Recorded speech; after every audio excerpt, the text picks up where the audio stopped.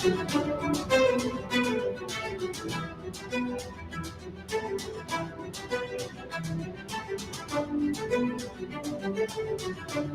my name is Martin Pettigo, and today's program, Political Affairs, is a special one. We are looking into the interview that we had with one great personality, and his name is Dr. Farid Atta, who is the head of AfCFTA Coordination Unit, Trade and Industry, Ministry of Ghana. Over last week, there was a launching last week, and the reason for that launching was to ascertain so that most African countries could trade among themselves. On Friday, October 7, 2022, the Secretariat of the African Continent Free Trade Agreement, AfCFTA, launched its initiative on guided trade. 8 countries were participating in the guided trade initiative. These countries are Cameroon, Egypt, Ghana, Kenya, Mauritius, Rwanda, Tanzania, and Tunisia. But unfortunately, the big giant Nigeria wasn't part of it. We had Mr. Atta as our special guest, who took us through a depth knowledge about the reason for that launching. Please stay tuned for the one-on-one discussion that I had with Mr. Atta over the week. And Industry Ministry of Ghana. Mr. Dr. Farid, something happened over the weekend, within the week in Accra. What does the launch of the guide? I know Africa needs to do some trade among member countries. That whole thing that happened, what does it signify, Doctor? Okay, thank you. I hope you can hear me. I can hear you. We can all hear you loud and clear now. Very good. Yes, Friday was the launch of the guided trade, which signifies the commencement of what we call commercially meaningful trading. Now, you would recall that on the 1st of January 2021, the AfCFTA launched the start of trading. Now, since then, what the AfCFTA and the state parties have been doing was to complete the negotiations and other things that would now enable state parties to actually start trading. So by July this year, 25th of July, the member states, when they met, the state parties, ministers of trade, when they met, came to the conclusion that the level at which we are in terms of the negotiation was sufficient for us to start trading. And so they gave the order for trading to start. And that is what exactly happened. In the directive, we acknowledge the fact that you cannot expect 44 countries to start trading all at once. That would be a recipe for mayhem. And so these 7 or 8 countries, depending on which ones you are counting, that were chosen, were supposed to be the pilot countries linking all the 5 regions: Central Africa, Western Africa, Northern Africa, Eastern Africa, and Southern Africa, linking these regions just to be able to test how effective the intra-regional relations in terms of trade would be. It is also a pilot to be able to test the documents, the AfCFTA certificates of origin that needs to be issued, most importantly also the tariff schedules. And so on Friday, what was tested was just more than countries moving goods. It's a whole institutional setup that, if it proves right, would then enable other countries to join in and actually start exchanging goods at the preferential rates that Africa has decided to go on. And that is very significant for us, because then, for the first time in our whole history, we have started this journey of economic integration, moving goods across our borders without or with very little hindrance, at least to start with, and eventually free of hindrance all over. So that is what this is about. Okay, we hear some 29 countries have submitted their tariff schedule, as well as 44 countries who have submitted their instrument of ratification. Can you throw more? I know you've spoken about it, but can you throw more light on that again? Because you're talking about 29 countries. 44 countries Yeah. have ratified. Yes. As we speak now. Right. And out of that 44, actually, more countries have submitted their tariff schedule. About 47 countries have submitted their tariff schedule. Some countries that have not even ratified have submitted their tariff schedule. The 29 countries that you are talking about are those tariff schedules that have been verified. Right. When you submit your tariff schedule, before you can use it for trading, the AfCFTA Secretariat needs to verify and make sure that they are in compliance with the AfCFTA rules and conditions and regulations. And so 29 has been already verified in time for this start of trade, and the rest are still being verified. What it means is that now an e-tariff book containing the 29 countries, including ECOWAS as a bloc, is available online for exporters to be able to see which goods can go into which countries under the liberalized rates. Right. I see from the list of the countries over here that the North Africans are highly represented in the first 8. What happened to Nigeria? Because they happen to be a giant on the West African sub-region. Nigeria's name is not on the list. Why is this? As I tried to explain, the essence of this exercise was not to do intra-regional, but inter-regional. We're trying to link up the 5 regions of ECOWAS, of AU. And AU has 5 regions as follows: Northern region, Central region, Southern region, Western region, and Eastern region. So all those regions are represented. Now, all these regions have regional economic communities, and trading is already taking place within them. What we wanted to do was to test what if some good moves outside that REC. If goods move outside ECOWAS to say EAC, what happens? Or to UMOA, what happens? Or to SADC, or what happens? So this is how that's why the countries were chosen. They were actually chosen not to eliminate anybody, but to be able to test the inter-regional, linkages. Okay, thank you so much. Let me ask this. So what are some of the benefits of trading using the AfCFTA document and rules? What are some of the benefits? The AfCFTA document has 2 conditions. The AfCFTA has 2 principal conditions that needs to be met. One is the rules of origin criteria, that goods that will be traded needs to be goods produced in Africa. Now, what it means is that if we have to send a good from Ghana to Kenya or to Mauritius or to Tanzania under the AfCFTA, we need to prove that these goods originated either wholly from Ghana or from Ghana and other African countries. Now, because most of the African countries are all agrarian countries, we do not expect to be exporting raw materials from one country to the other. So the first thing that the AfCFTA does is it gives us a platform now to try to industrialize, to add value to the goods that we are producing. Right.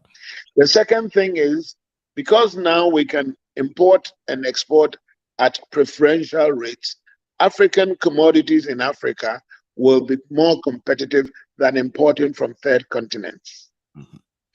And so this is very important, that over a period of time, we hope when finally the whole process of liberalization has kicked in, to even export at 0 tariff. So you move your goods from one country to the other almost at a 0 tariff. And that's what is exciting about it.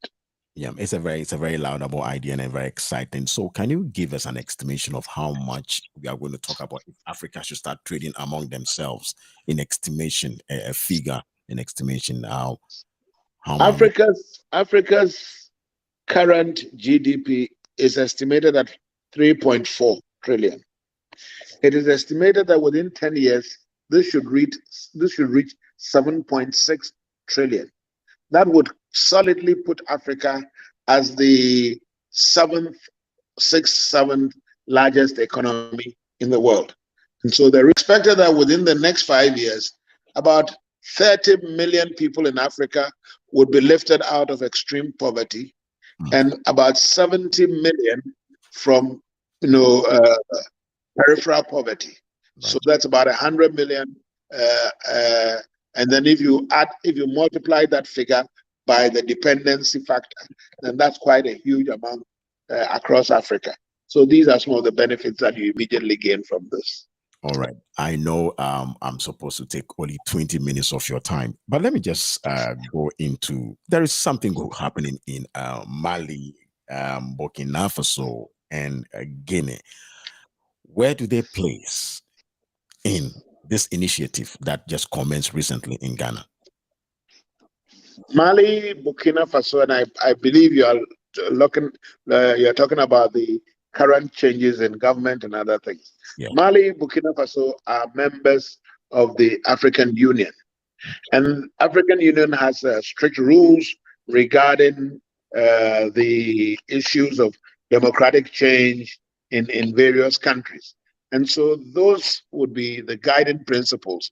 If under those rules they are under sanctions, and some of them are under sanctions, others are under limited sanctions, and so on and so forth, then until those sanctions are lifted, we will not be able to do too much about it. But we hope that they are all working towards resolving the issues. These issues in their countries are real. They are real issues. And I believe for those of us from Ghana, we've seen it happen to us before.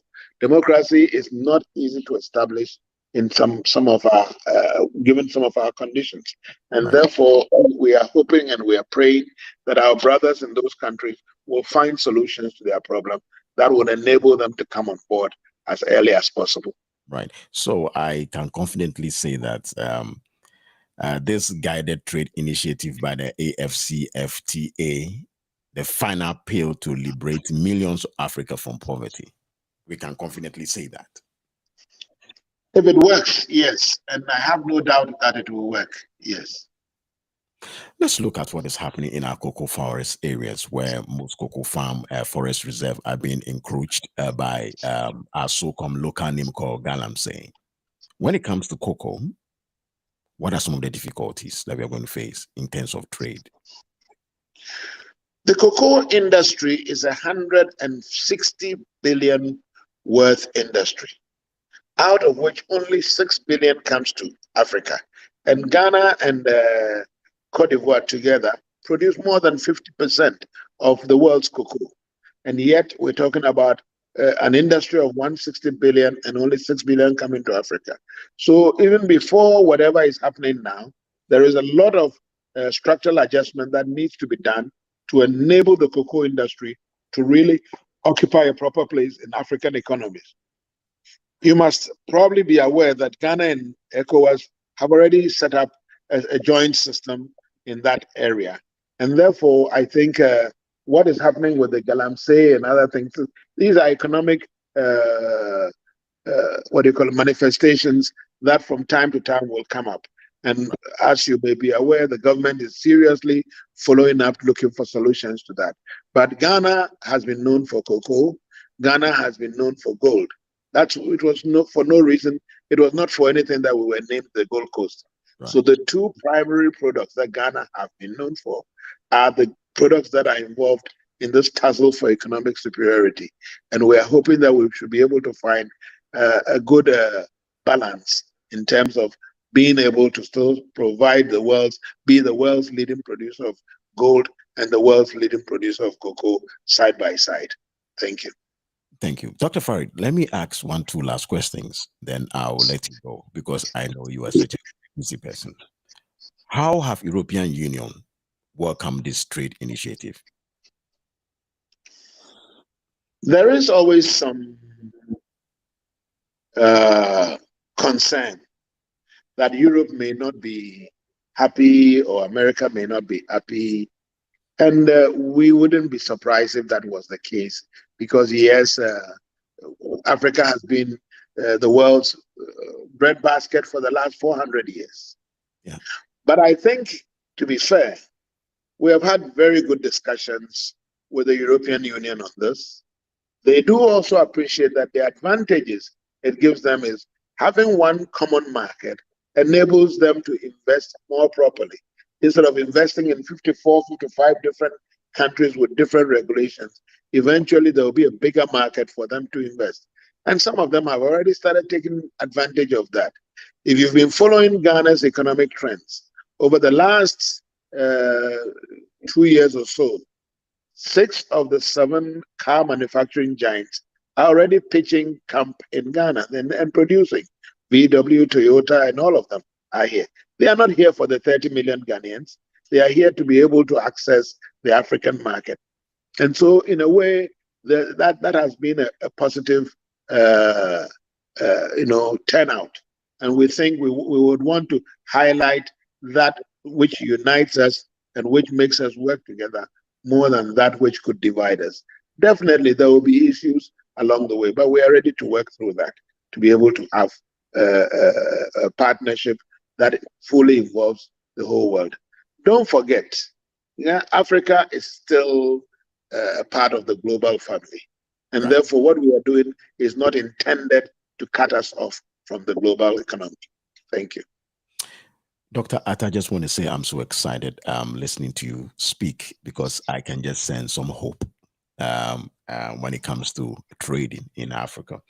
I will let you go, but I would like to have you back on this program so that we can go detail, because when it comes to trade, Africa is a virgin. There are good things that can happen. So, Dr. Fayed, I want to say thank you so much. We team and members of MWM Pennsylvania are so excited to have you as a guest on our program. Thank you. And I'm glad to be here. We will be. Anytime you call me, if I'm available, I'll be able to work with you. Thank you so much. Thank you so much. Thank you so much. That was Dr. Farid Atta. He's the head of AfCFTA Coordination Unit, Trade and Industry Ministry of Ghana. This trade was launched over a week. And then when you read the guideline, you can tell a lot of prospects. Unfortunately, today's program is just going to be 26 minutes because Dr. Farid needs to attend another very important meeting. But until next week, I want to promise you, I'll bring Dr. Farid back onto the show, and then we'll go deep into what is transpiring in terms of trade in Africa. God bless you all. And I just want to say thank you all for being part of today's program.